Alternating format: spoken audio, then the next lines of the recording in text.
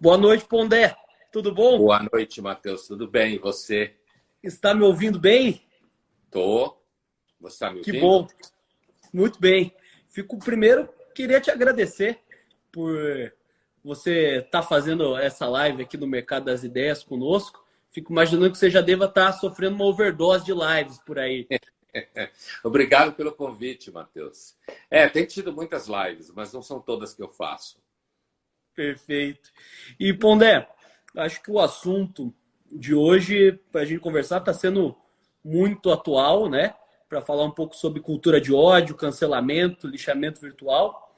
E a primeira pergunta que eu gostaria de começar para ti vai um pouco uma coisa bem individual. Imagina a Dona Maria, vó, tem 3 netos, mora, uma mulher doce, faz o café, faz o almoço, super dócil. E quando abre o Facebook, quando abre as redes sociais, se torna um ser humano raivoso, um ser humano que, para defender o Bolsonaro, acaba ficando louca e uma pessoa totalmente diferente do que ela é no cotidiano. Por que há essa transformação de pessoas doces, pessoas dóceis, de ficarem tão violentas quando entram nas redes sociais? Olha, Matheus, eu acho o seguinte: isso acontece nas redes sociais, mas este caso específico que você imaginou não me parece que dependa das redes sociais. Eu vou lhe dizer por quê.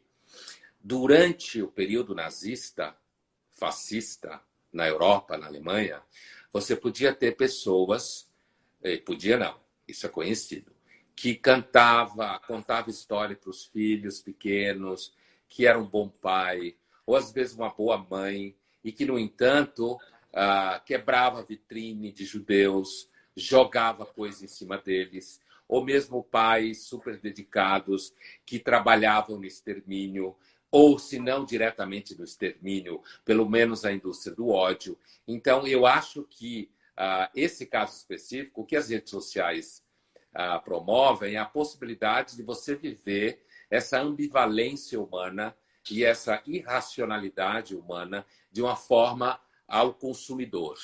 Quer dizer, porque as redes sociais dá para uma pessoa como essa senhorinha que você descreveu aí, uma possibilidade que provavelmente ela não teria para exercitar e para receber estímulos para odiar.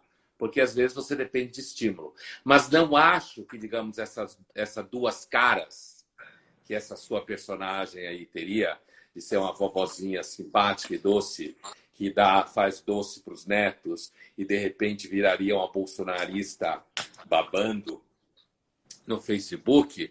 Acho que isso já aconteceu na humanidade muitas vezes. Você tem relatos do século XV na Holanda, num livro chamado O Outono da Idade Média, escrito por um historiador chamado Huizinga, em que ele conta como as pessoas levavam filhos para assistir fogueiras e jogavam fruta podre, cuspiam em cima da pessoa que ia ser queimada, certo? Era tipo levar no Ibirapuera, era um programa de final de semana. E essas pessoas, eu duvido que elas espancassem os filhos em casa. Então, a humanidade que aparece na publicidade quase nunca existe. Não é que ela é só isso, óbvio que não. Tem sim atos de heroísmo, atos de generosidade, é claro que tem, solidariedade, mas essa humanidade cor-de-rosa que aparece quarentenada, doriana, feliz na televisão, isso daí é quase sempre papo furado. Pondé, antes de a gente voltar para a questão virtual, que eu acho que foi muito interessante, seus exemplos, queria que você falasse um pouco mais de por que o ódio, né? Por que a violência, como você bem trouxe, ela acaba sendo até uma espécie de entretenimento para as pessoas e por que as paixões políticas permitem as pessoas se mudarem tanto ao longo do dia, como você citou? Olha, sobre as paixões políticas, a ciência política empírica, que é uma forma de ciência política razoavelmente nova. O que é ciência política empírica? É ciência política que estuda o comportamento do eleitor. tá? A ciência política, ela nasceu muito próxima de uma discussão das virtudes da democracia, da qualidade da democracia, que é importante, claro que é. Mas a ciência política empírica, eu gosto de chamá-la de ciência política cética. O Mark Lilla, que é um intelectual americano muito importante, com quem eu debati aqui no Brasil em 18, Porto Alegre, São Paulo, no Fronteiras do Pensamento, e eu apresentei no debate a posição da ciência política cética. Ele chamou essa ciência política de desencantada, né? No sentido de que é uma ciência política que não está preocupada em construir consciência política, porque, inclusive, é uma ciência política que põe em dúvida a ideia de consciência política crítica.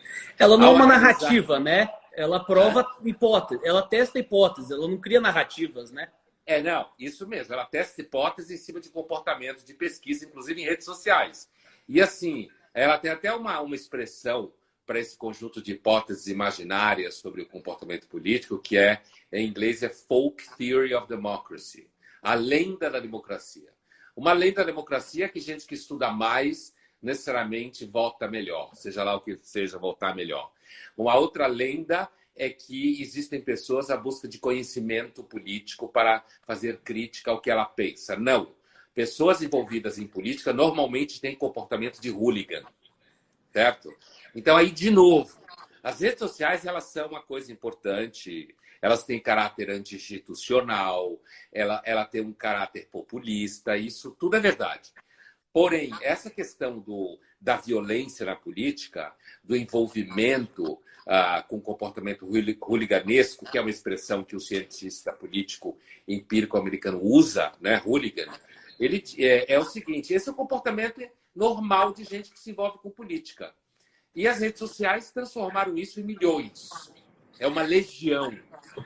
Entendeu? O que você está dizendo é que a política tem viés de seleção para os apaixonados e lunáticos, então? A política, o investimento... É assim, existe uma teoria na ciência política empírica que fala o seguinte, uma teoria que se chama Rational Ignorance, tá? Ignorância racional. O nome dessa teoria, ela deriva de um nome clássico na filosofia utilitária, que é Rational Choice. É a ideia de que o ser humano escolhe as coisas racionalmente, pesando prós e contras. Os famosos trade-offs que está na moda liberal falar. Tudo é trade-off, tudo é trade-off. Né?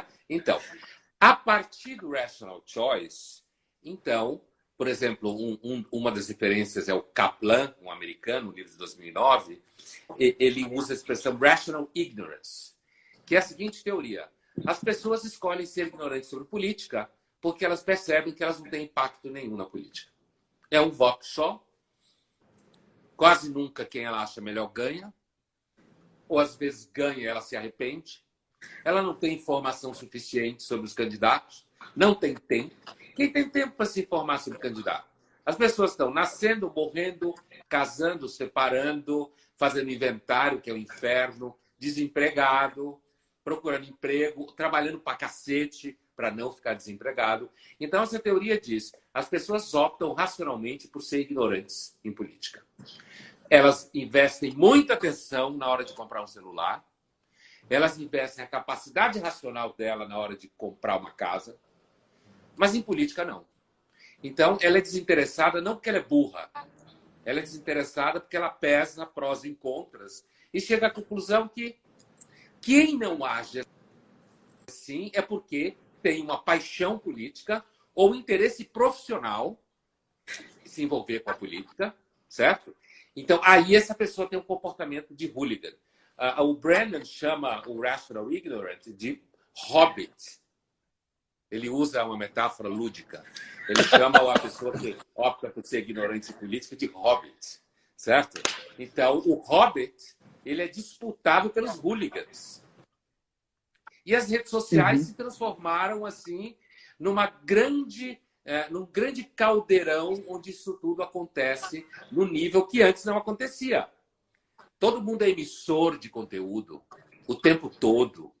Então, mas a política, quem está envolvido com política, normalmente está por interesse financeiro, ou por viés ideológico, ou por paixão política, que é normalmente ideológica também. Não existe quem a consciência crítica, o eleitor crítico, segundo os cientistas políticos empíricos, é uma lenda da democracia. Isso não existe.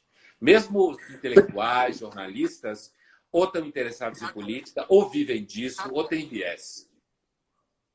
E, Pondé, como que você vê essa questão do anonimato e da falta de corresponsabilidade que você tem? Porque você não tem, como você bem disse, você não tem nenhum incentivo a não ser agressivo. Você acredita que essa falta de responsabilização, não estou falando que tem que ter, estou falando esse assunto, não estou falando nada, mas você acha que esse anonimato que ele é possível das redes sociais e a possibilidade de amplificação de uma pessoa irrelevante no mundo fora das redes incentiva esse tipo de comportamento?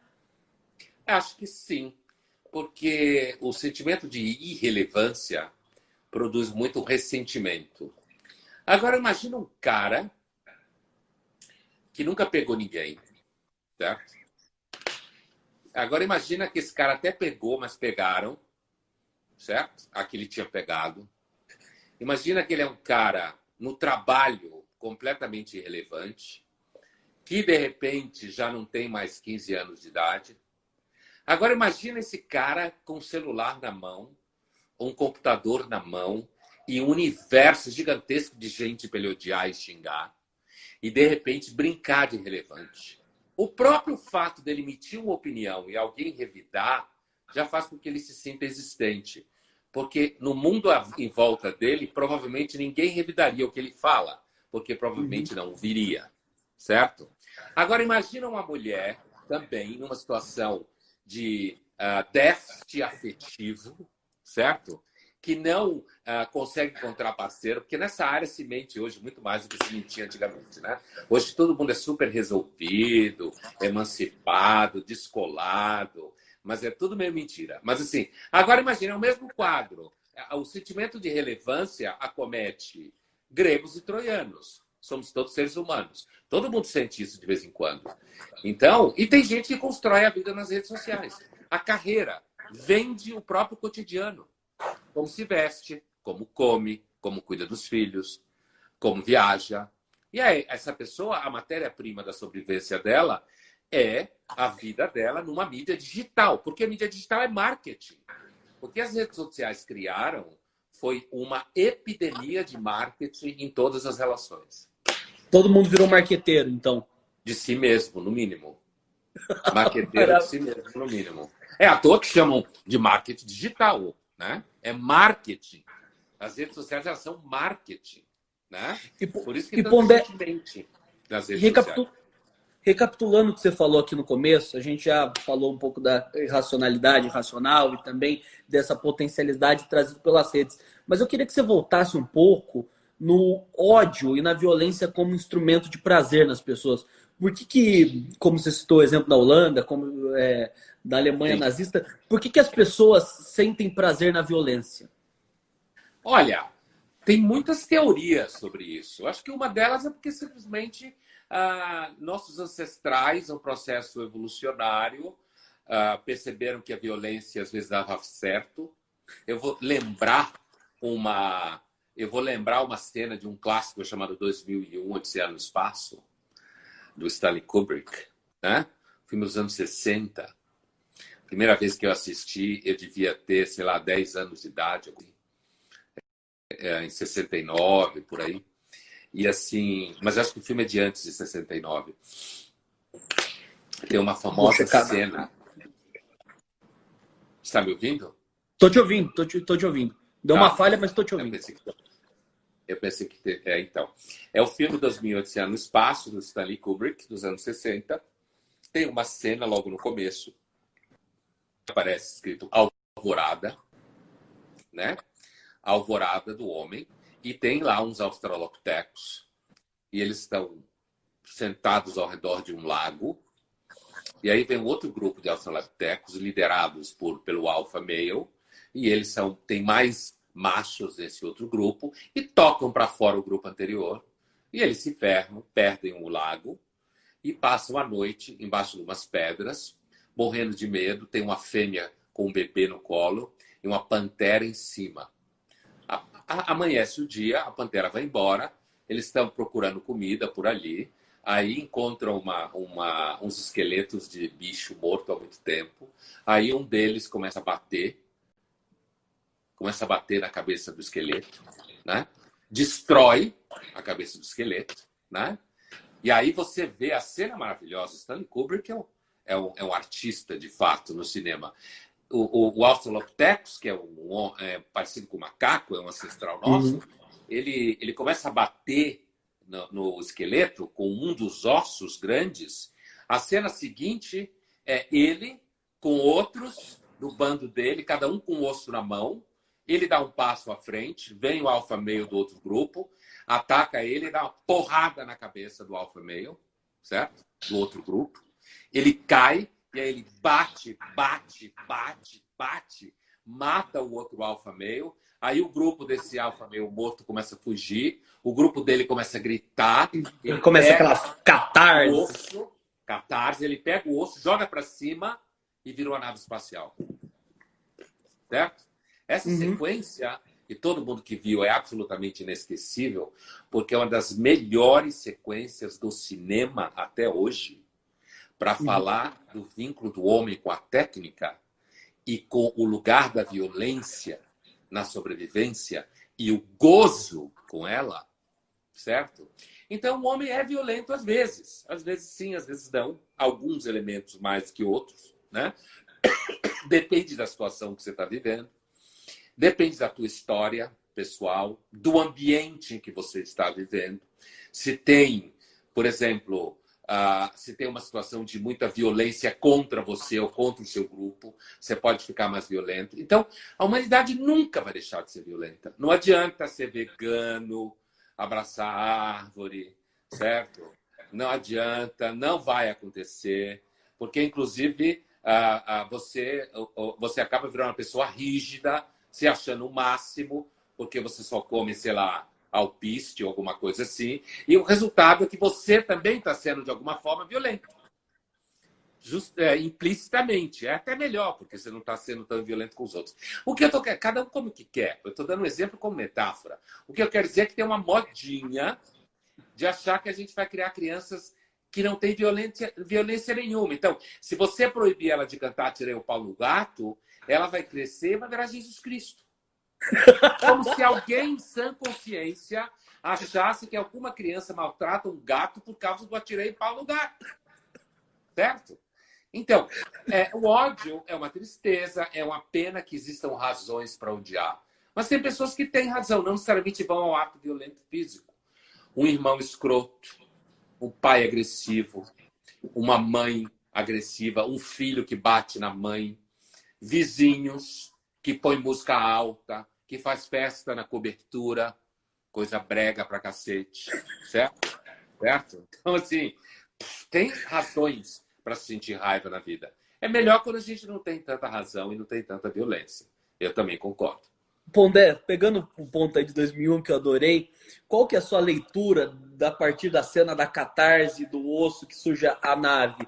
É uma visão que a sociedade, para chegar no desenvolvimento, teve que ser baseada na própria violência? Ou no tribalismo? Não só na violência. O filme é muito bom. Hoje em dia seria difícil. Iam discutir o gênero do osso, né? Para poder fazer a cena. Mas, assim, o filme é um clássico. Por que o filme é um clássico? Porque o filme tem outros detalhes do filme que também são muito importantes. O monolito negro, de chumbo, aparentemente, que aparece na frente desse macaco, desse homem ancestral Australopithecus que vai achar o osso, certo? Tem toda uma narrativa no filme. Eu estou descrevendo só a abertura do filme, que já é grandiosa. O que eu acho que esse filme quer dizer é que a técnica humana nasceu da necessidade do homem enfrentar o meio ambiente. Perfeito. E que esse enfrentamento, às vezes, passa por pulsões que não são só abraçar a árvore. E que a tendência de achar que um dia a humanidade vai só abraçar a árvore é um modo sofisticado de odiar o ser humano. Perfeito, Pondé. E eu fico com muito essa questão da violência, não por puritanismo, porque um dos meus cineastas favoritos é o Hennick. Eu adoro funny games, eu adoro as cenas que sai aquele sangue, e eu não sei por que eu gosto, mas eu gosto muito. Então, até eu que me julgo uma pessoa empática e pacifista, gosto dessa brutalidade, entendeu? Tem. Eu já não gosto tanto de filme que tem porradaria desse jeito. Eu gosto mais de um filme que, de repente, tem uma investigação criminal, alguma coisa assim. Mas eu, mesmo quando eu era moleque, eu nunca fui muito chegado em jogos que têm violência, ou mesmo filmes que são excepcionalmente violentos. Mas já vi filmes que têm violência e também não é uma coisa que eu acho. Eu não acho que porque você vê um filme violento, você vai virar um serial killer, necessariamente. Não há evidência científica que prove isso. Pondé, aproveitando o gancho que você citou dessa, né, negação pós-moderna, violência e todas essas restrições, este mesmo grupo que, de certa forma, prega uma pacificação extrema, o veganismo, como você citou até como um exemplo retórico aí, eles têm a sua forma própria de odiar, né? Eles não se inibem de odiar, mas é um ódio do bem, assim, muito bem, entre aspas, né? Então, não deixa de ser, Adorei, né? o ódio do bem. Eu te odeio porque você é mau e eu sou um monopólio da virtude, né? Claro. Como que você vê como que você vê essa manifestação do ódio do bem por parte dessas pessoas, entre aspas, mais esclarecidas? É uma manifestação puritana. Puritana. São puritanos. Puristas. Acham que tem o bem neles. Eu não confio em ninguém que se acha do bem. Ninguém. A priori. Não confio. Eu sempre fico com o pé atrás com quem se acha do bem, assim, né? Eu sempre fico achando que, sabe, o Nelson Rodrigues costumava dizer que um dia a gente vai ter saudade do canalha honesto, né? O canalha honesto, o cara que reconhece as merdas que fez, não tenta dizer que a culpa foi da mãe, do capitalismo, da igreja, nada disso, apesar de que existem contextos. E veja bem, essa nossa conversa aqui, essa discussão sobre violência e ódio, tem que ser parametrizada, porque redes sociais é terra de ninguém, né? Então, que fique claro que nós estamos discutindo, eu estou respondendo tuas perguntas sobre o vínculo entre mídias sociais e ódio, violência na história da humanidade, não porque a violência seja bonitinha, antes que alguém que só entende duas palavras ache que é isso que a gente está falando. Eu não estou dizendo que violência é bonitinha, muito menos você que disse que é uma pessoa que acha que é melhor a paz. Eu também acho que é melhor a paz. Eu acho guerra um lixo. Eu sou razoavelmente normal. Gente razoavelmente normal normalmente pensa mais ou menos assim. Até que aconteçam certas situações, os europeus, quase todos colaboraram com o regime nazista. Quase todos. Um monte de gente posa de mentiroso, que foi resistente, que não sei o quê. Quase todo mundo colaborou, porque estava preocupado com a janta. Então, não foi violento, objetivamente, mas olhou para o outro lado, para não chegar na casa dele, para não deixar a coisa chegar na casa dele. Então, assim, eu acredito que esse vínculo com o ódio, com a violência, é uma característica, voltando à tua pergunta anterior, é uma característica da natureza humana no seu processo evolucionário e que, quando você tenta dizer que você é uma pessoa muito pura, como você falou aí, como é que é o ódio do bem? O ódio do bem. O ódio do bem, né? Eu tenho a impressão que essa pessoa, na verdade, deve sofrer muito porque a agressividade é parte da integração psíquica. É parte da vida, né? Quer dizer, e quando você tenta, como diz, extirpar qualquer forma de mau sentimento, como os jovens sofrem muito disso hoje, eu dou aula há 25 anos na graduação. Os jovens hoje são muito mais sofridos do que há 15 anos atrás, do que há 10 anos atrás. Boa pergunta, por quê? Porque eles, primeiro, têm pouco, porque ninguém quer ter filho, porque filho gasta muito, dura muito tempo. Preferem ter cachorro e gato. Certo? Tem pouco, então, foi ótimo. Tem pouco, foi ótimo. Mas tem pouco mesmo. Está caindo o número. Todo mundo que trabalha com jovens sabe disso. É que o marketing não deixa dizer. Mas a taxa de fertilidade da mulher brasileira está entre 1,7 e 1,8 filhos por mulher. É uma taxa próxima da francesa. Mesmo. Imagina. A portuguesa tem 1,1 filho por mulher, como a italiana, como a alemã. Só tem muito filho quem não tem o que fazer, ou é pobre. As pessoas que organizam a vida, inclusive as mulheres, principalmente, não querem ter muitos filhos. Isso, eu não estou dizendo que elas são malvadas, eu não estou dizendo que ter filho é coisa ruim, antes que outra pessoa que só entenda 2 palavras ache que eu estou dizendo isso. Eu estou descrevendo uma situação. Faz com que os jovens sejam solitários, que os pais joguem sobre eles todo tipo de tara e projeção e piração narcísica, certo? Então, o filho tem que ser preocupado com as baleias desde os 5 anos de idade. Cada traço que ele faz uma folha em branco, ele é um Picasso, certo? E a escola tem que estar preocupada com a autoestima dele. Recentemente, um amigo meu médico, que é chefe de um departamento num hospital importante em São Paulo, contou que foi uma mãe de um residente reclamar com ele. Onde já se viu uma coisa dessa? As mães e os pais invadem as escolas, o que eu acho péssimo. Uma das melhores coisas que podia acontecer para as escolas é os pais pararem de ir para lá o tempo todo, porque não entendem de educação e ficam... E as escolas têm que aceitar, porque tem poucos jovens, principalmente da classe média para cima. Tem que fechar as contas. Tem que fidelizar os pais. E para fidelizar os pais, tem que vender a escola como usina de autoestima. E que vai ensinar ele a mexer no iPad, é claro. É uma mistura de Silicon Valley com uma ilha do Pacífico, onde você vai se alimentar só de bananas naturais. Quer dizer, tem que estar dos 2 lados, assim, né? E aí, quer dizer, essa criança vai para a universidade, os pais também vão para a universidade. Isso já há muito tempo, né? Reclamar, porque o filho bombou. E, infelizmente, há um nível de ansiedade grande. Muitos jovens medicados, porque sofrem mesmo. Isso é uma brincadeira. E assim, só que eu não sabia que tinha chegado à residência.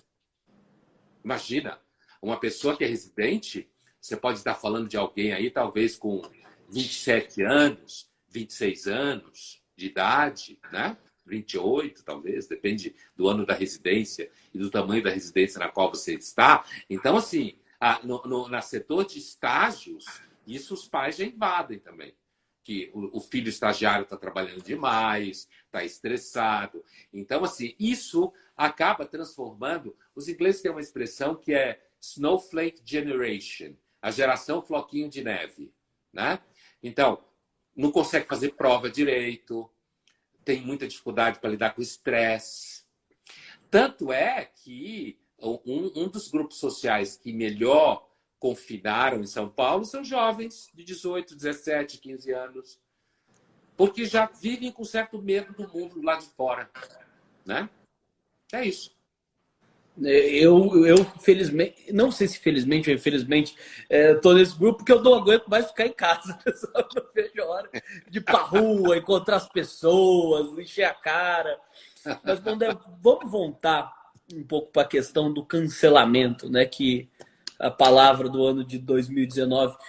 Como que você vê esse negócio do cancelamento, que é as pessoas se reunirem e começarem a dar porrada atrás de porrada por um simples deslize, provavelmente, muitas vezes, um pequeno deslize que a pessoa deu numa rede social. Da onde que vem isso? Como que você acha que isso se intensificou? Eu acho que é juntar fome com a vontade de comer. As redes sociais deram às pessoas um terreno gigantesco para elas exercitarem o gosto delas por cuspirem na cara de gente que fez merda. O ser humano sempre gostou de linchar pessoas. Agora lincha nas redes sociais. E normalmente quem lincha achando que está movido por um motivo razoável, que tem razão para linchar, né? Então, a cultura do cancelamento, que é muito comum em redes sociais, né? Que é disso que você está falando. Então, assim, as pessoas se juntam e cancelam, a pessoa perde patrocínio. Quer dizer, há um capitalismo no cancelamento. Né? Você está numa vibe muito, muito empírica, né? A racionalidade, a economicidade, eu estou gostando. Mas a minha vibe é empírica. É por isso que tem gente que acha que eu sou pessimista. Uma hora eu acho que eu sou de direita, outra hora eu acho que eu sou de esquerda. Eu não ligo para isso porque eu normalmente nunca fui muito preocupado com o que pensam do que eu falo ou do que eu escrevo. É um temperamento. Eu tenho um amigo que diz que eu tenho uma costela autista. Né? Isso nas redes sociais virou um ativo, porque eu nunca sei nada. Como todo mundo que me conhece e me segue, sabe que minhas redes sociais são profissionalizadas, estão na mão da Doca, que é uma empresa, 4 meninas super competentes e jovens. Elas Até o Twitter? Hã? Até o Twitter? Tudo. É claro que o conteúdo é meu. O conteúdo é meu. A administração é delas. Então, é claro que as frases são minhas, Entendi. certo? Elas têm as minhas frases e elas administram a forma como elas vão aparecer no Twitter. Entendeu? Porque como elas Perfeito. conhecem o meu... Elas foram minhas alunas, 2 anos. A gente se conhece já há muito tempo. Então, elas conhecem o meu trabalho. O único momento em que eu falo diretamente com as redes sociais é no canal do YouTube, quando eu estou respondendo pergunta de seguidor. Eu posso estar respondendo uma pergunta sua, você não vai, eu não vou falar seu nome, mas você vai reconhecer sua pergunta. Perfeito. Entendeu? Então aí, agora, esse lado da violência das redes sociais, eu não tenho experiência nenhuma, zero, e não sinto falta. É isso que eu ia te perguntar. Te faz bem esse distanciamento profissional das redes sociais? Em mim é natural. É isso que eu estou dizendo. É natural, sempre foi assim. E quando veio as redes sociais, e no começo elas ainda me perguntavam se eu queria saber, elas foram cada vez mais percebendo que não, eu não tenho interesse. Eu estou tão ocupado fazendo coisas, né? Porém, eu gravo sistematicamente vídeos respondendo perguntas de seguidores. Então, não é que eu não estou nem aí para os meus seguidores. Eu estou. Eu faço o curso que eles pedem, certo? Eu criei um programa, Democracia na Teia, que é um outro canal do YouTube. Que é maravilhoso. E os seguidores pediram. Eles pediram. Então, não é que eu não tenho relação com eles. Eu tenho relação com os seguidores que estão a fim de conversar comigo coisas sérias, interessantes, que me fazem perguntas e eu respondo, certo? O que eu não estou interessado é no lixo das redes sociais. E eu não estou interessado mesmo. Então, isso acabou virando um ativo. Mas o que eu estava falando para você, voltando ao que eu estava dizendo para você, então, essa coisa da cultura do cancelamento, eu acho que as pessoas têm gosto. Eu acho não, historicamente, qualquer um sabe disso. Gosto por linchar, gosto por falar mal da mulher divorciada do 72, certo? Gosto por falar mal do cara que perdeu o emprego dos 55, certo? Gosto de falar mal daquele menino, daquela menina que é meio esquisito na sala de aula. A gente não deve se enganar pelas novas modas de tolerância. Sempre aparecerão objetos de bullying. Muda de um objeto para outro, certo? Então, assim, a cultura do cancelamento é, de novo, eu não acho que isso foi inventado pelas redes sociais. Eu acho que as redes sociais, elas empoderam a cultura do cancelamento. Empoderam o ódio, empoderam o gosto pelo linchamento. E tem uma outra coisa também. Tem pessoas que oferecem tanto a sua própria vida em redes sociais que se abrem para a cultura de cancelamento, né? Que dependem do ponto de vista de renda, inclusive. Elas vendem a si mesmas de tal forma, o conteúdo é ela. É o que ela faz, o que ela come, para onde ela vai. Né? As atitudes que ela tem, as festas onde ela está. Um belo dia ela bebe um pouco demais, faz um vídeo onde ela fala uma besteira e toma-lhe porrada, perde patrocinador. Né? Então, isso que eu quis dizer com ter um capitalismo do cancelamento. É claro que tem capitalismo. As redes sociais são um terreno de capitalismo digital gigantesco, em todas as frentes. Né? Então, assim, resultado... A cultura do cancelamento, eu acho que ela é uma das ferramentas dentro do sistema do capitalismo digital, que ao mesmo tempo regula a mão invisível do mercado no capitalismo digital, regula, derruba patrocínio, tem patrocínio, aí você fala uma coisa fofa, aí você ganha patrocinador, né? E isso daí, ao mesmo tempo, dá às pessoas o prazer delas poderem linchar alguém, xingar. Às vezes, outro dia alguém me contou... eu não lembro quem foi que me contou, mas alguém me contou outro dia de um caso de acho que uma cantora, talvez, que é muito bonita, super linda, mulheres muito lindas sempre foram objeto de ódio, né? Mortal. Dos caras que não conseguem pegar elas e das outras Que são que não mais chegam ao pé feias. delas. Tá na moda mentir sobre isso. É outra coisa que tá na moda mentir. Mas mulheres muito bonitas sempre foram objeto de ódio mortal. Tem até filmes sobre isso. E romances que falam dessa situação. Né? Tem uma personagem no romance do Dostoiévski, o Idiota, a personagem Nastácia Filipovna, coitada. Ela só leva porrada de todo quanto é lado, porque ela é muito bonita. Né? Então, aí você imagina, essa moça, acho que era uma cantora, uma atriz, eu não lembro quem é, muito bonita, postou umas fotos em que ela estava de uma beleza monstruosa, caíram de pau em cima dela. Por quê? Porque, como assim? É um Porque dá abuso. gatilho, Pondé, É dá um gatilho. abuso. Eu tô vendo Hã? gente muito bonita, eu fico mal porque eu não sou tão bonito. Então, é mais ou menos isso. Então, uma pessoa não tem direito de ser mais bonita do que a outra. Isso não significa que a gente deve criar uma cultura em que as pessoas têm que ser todas bonitas. Blá. Hoje a gente tem que falar todo o beabá, toda vez, quando levanta um pouco o nível da conversa, né? Mas, assim, a cultura do cancelamento, eu acho que a raiz está no ser humano mesmo. O ser humano pode lixar, dependendo da situação, uns mais que outros, é claro. Não é todo mundo. Pondé, uma coisa que eu acho engraçado, né? É que aqui no Brasil, mas não é só o Brasil, a gente importa muito uma certa histeria que vem das universidades americanas, né? Aí podemos dizer se é histeria, se isso não tem razão, apesar, eu acho que é um ponto muito polêmico, que é uma questão do cancelamento histórico, né? A gente vê bibliografias de cursos sendo mudadas, seja por objetivos de diversidade, seja por objetivo até de cancelamento de algum autor. A gente vê recentemente uma discussão do espaço urbano, onde até o Churchill não sai não sai indefeso, não sai ileso, perdão, da retirada de estátuas nas cidades. Como que você vê essa questão? É revisionismo? É histeria? Tem um fundo de razão? É um ato político?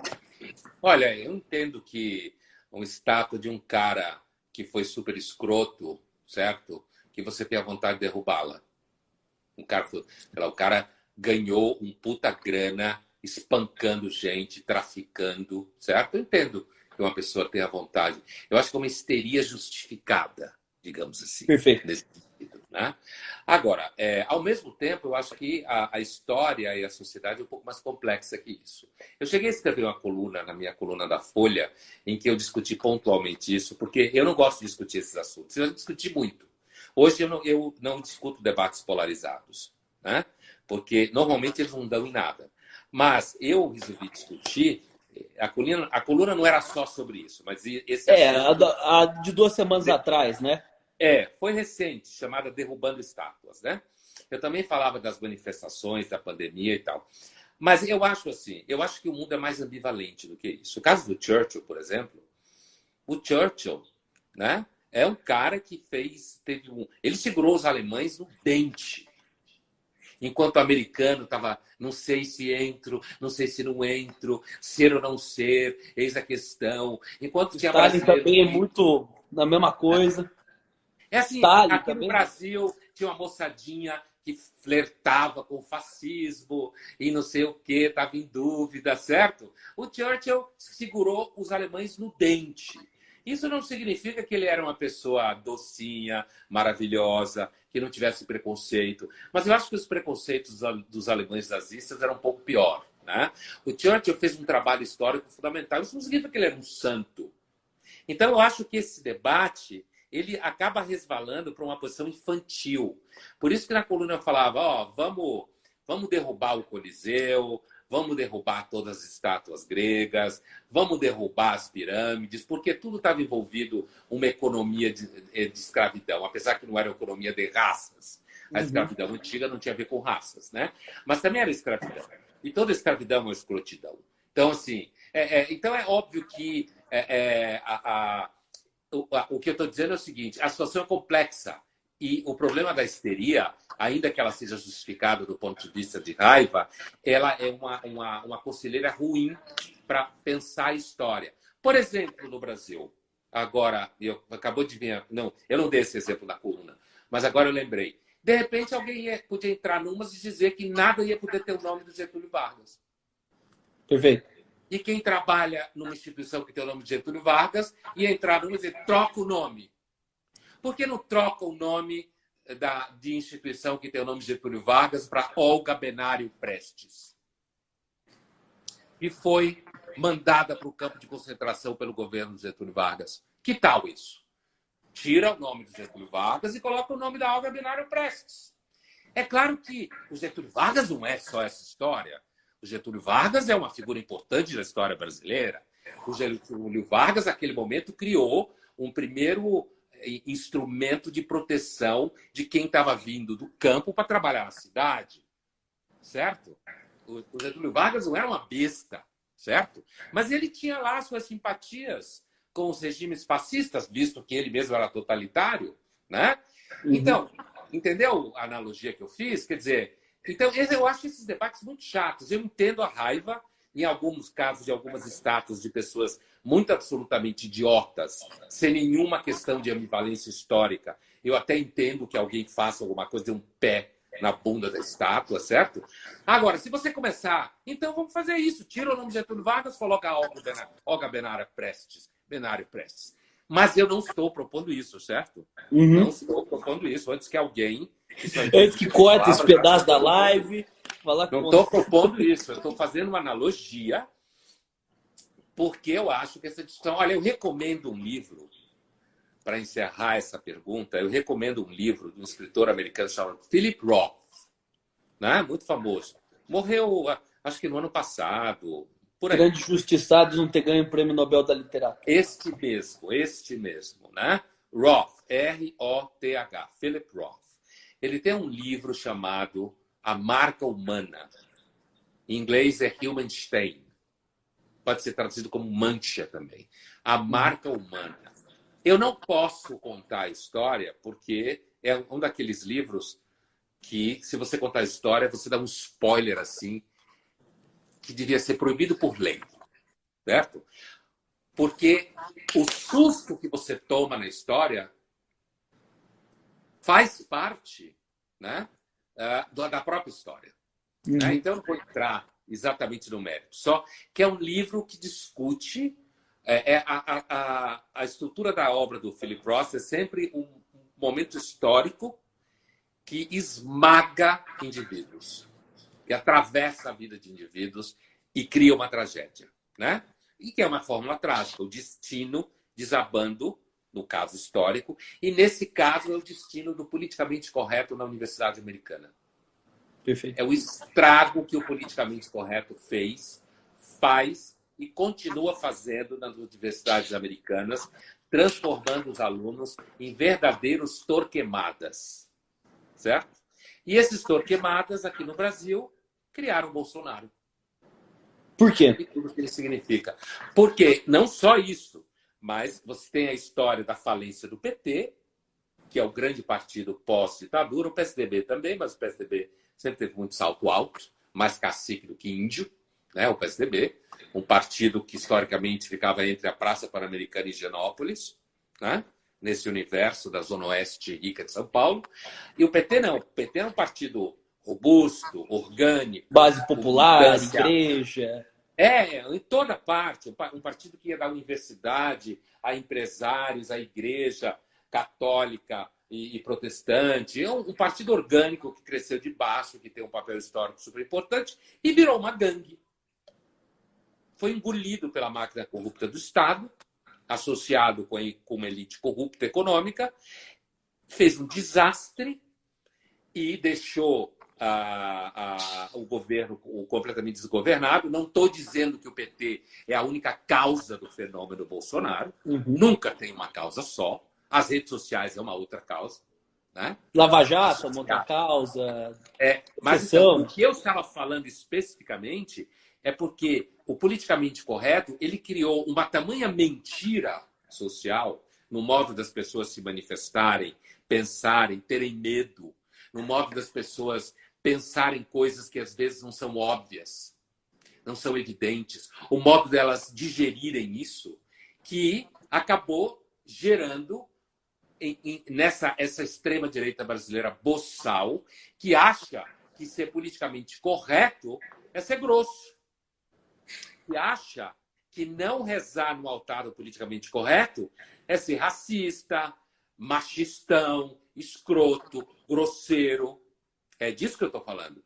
Quando o contrário do politicamente correto, ou seja, o politicamente incorreto, é você perceber que a realidade tem nuances, ambivalências, cinza, nem sempre está nos dois polos, né?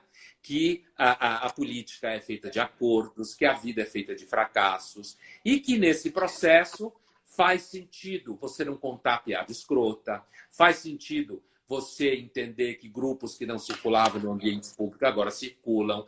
Faz sentido você aprender a não tratar a mulher no trabalho como se fosse alguém que você pode meter a mão. Tem uma série de coisas que faz sentido no processo, né? Mas a polarização... E na universidade, então, é vergonha. As universidades, coitadas, é um dos lugares onde o politicamente correto fez mais estrago. E, Pondé, me desculpe a tietagem, eu acho que você é um bom símbolo que a gente pode criticar o politicamente correto, mas ser elegante ao mesmo tempo. Eu acho que é isso mesmo, né? Porque esse negócio de ficar falando de hemorroida, não sei o quê, imagina, que tristeza. Pondé, caminhando para uma última pergunta, uma pergunta muito pessoal para mim. No mercado das ideias, a gente recebeu várias pessoas e uma tese que apareceu aqui sucessivamente, se eu não me engano, foi o Pavinato que falou uma vez, o Renan Santos deve também ter falado. Colega da PUC, Pavinato. Isso. E eles comentaram que tanto esse indivíduo pós-moderno que a gente comentou, usando assim como um exemplo para exemplificar, que é o vegano, tal, e o reacionário, o brucutu bolsonarista, né, o reacionário, são pessoas que têm dificuldade de conviver com os valores da modernidade, cada um à sua maneira. Você acredita que é isso? Tanto o pós-moderno quanto o reacionário não conseguem viver os valores do mundo moderno? Eu não acho que dê para fazer. Eu entendo a ideia de que exista um comportamento restritivo na percepção da realidade, tanto por parte de um bolsominho, como se falava na época da eleição, quanto por parte de uma pessoa muito radical na alimentação. E olha, veja, eu repito, eu acho que as pessoas podem comer o que elas querem. Criar crianças com obsessões alimentares eu já acho um pouco complicado, né? Criança que só pode comer ervas naturais e coisas, eu já acho isso um pouco complicado. Mas eu acho que um adulto, uma pessoa de maior, tem todo o direito de querer fazer a alimentação que ela quer.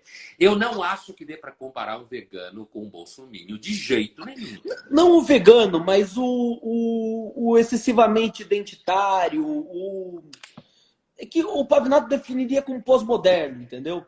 Sei. Eu acho que talvez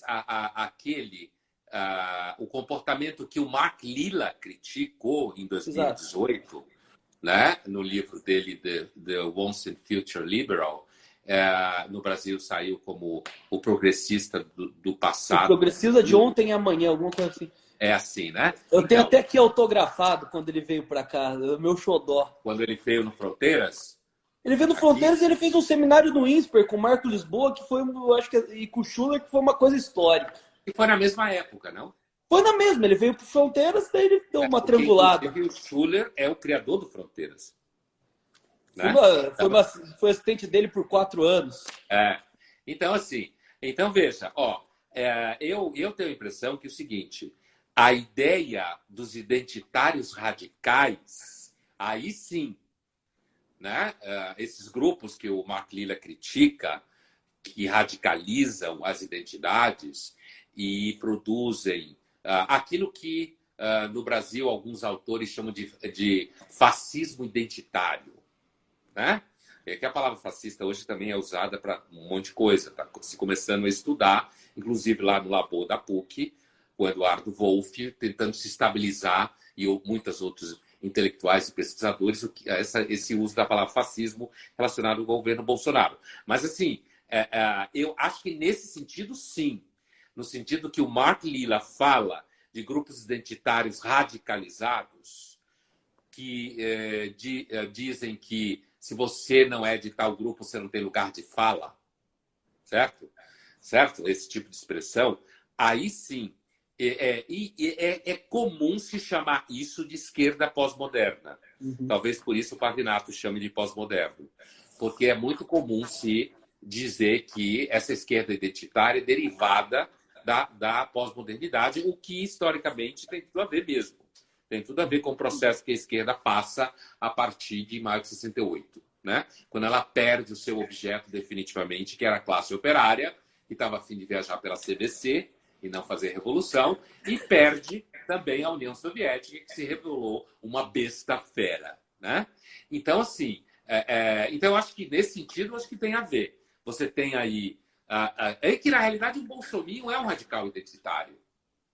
Né? Perfeito. Ele se acha vítima social, o bolsominho.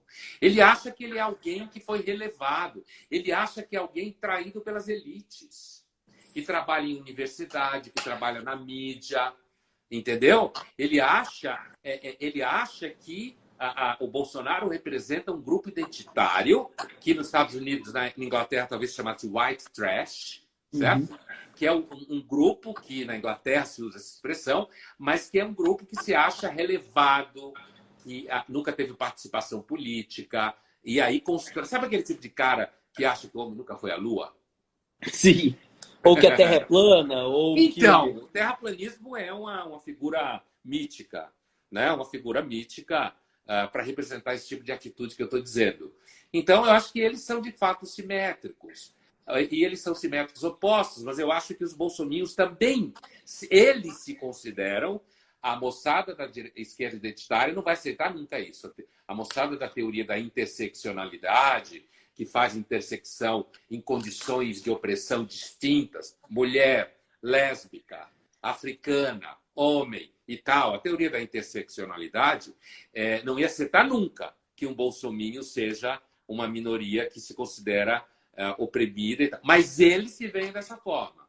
Eles se acham uma identidade também reprimida, oprimida e que precisa se revoltar. E eles se revoltaram.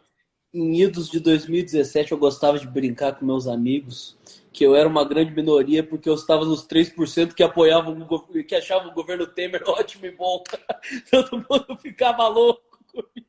Imagine que algum dia a gente ia sentir saudade do governo Temer. Eu sinto muita saudade, pessoalmente. Então. Mas, Pondé, felizmente estamos chegando ao fim. Gostaria de muito agradecer esse bate-papo. Pessoalmente foi muito divertido para mim. Espero que também tenha sido para as pessoas que nos acompanharam. E a última pergunta, que é também outra curiosidade pessoal. Eu adoro seus óculos. Onde você compra seus óculos? Olha, eu tenho muitos óculos porque eu perco muitos os óculos. Eu perco as coisas. Então eu tenho que criar métodos para saber onde elas estão. E óculos, como eu leio o tempo todo, então eu tenho óculos espalhados pela casa, certo? E dentro do carro, coisas assim. Então, e alguns óculos eu comprei aqui em São Paulo. Esse aqui, eu Isso é comprei maravilhoso. em Lisboa, há uns 20 anos atrás. Né? Para quem perde bastante, você tem que tá vendendo. E eu tenho alguns óculos que chamam muito atenção quando eu estou no jornal da TV Cultura, por exemplo, ou no meu canal. Alguns deles ou foram em Lisboa ou foram em Tel Aviv. Na verdade, eu posso resumir. Eu compro óculos ou no Brasil, em São Paulo, ou em Lisboa, ou em Tel Aviv, Israel. Perfeito. Maravilhoso, Pondé. Pondé, novamente, muito obrigado por ter batido esse papo com a gente. E quem chegou hoje no Mercado das Ideias pela primeira vez, siga o perfil aqui. Toda semana uma entrevista de primeira qualidade. Obrigado, Pondé. Obrigado a você pelo convite, Matheus. Foi um prazer. Até mais. Boa noite. Obrigado a Boa todos. quarentena. Para você também. Até mais. Tchau. Até mais. Obrigado.